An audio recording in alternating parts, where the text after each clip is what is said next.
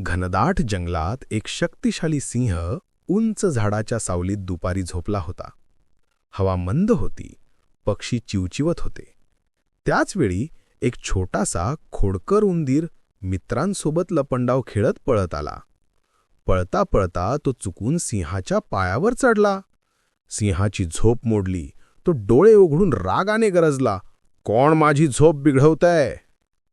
उंदीर घाबरून थरथर कापत म्हणाला, "महाराजा, चूक झाली. मला माफ करा. मला जाऊ द्या. भविष्यात मी तुमची मदत करेन."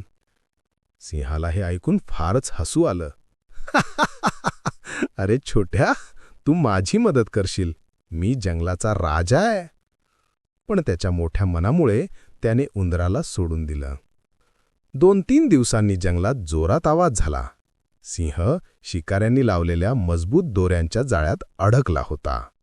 तो जीव तोडून प्रयत्न करत होता, पण सुटत नव्हता. त्याचा आवाज ऐकून उंदीर लगेच तिथे धावत आला.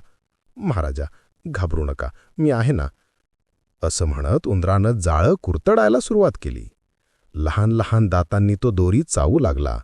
थोड्या वेळात जाळ्याला भेग पडली आणि अखेर सिंह मोकळा झाला.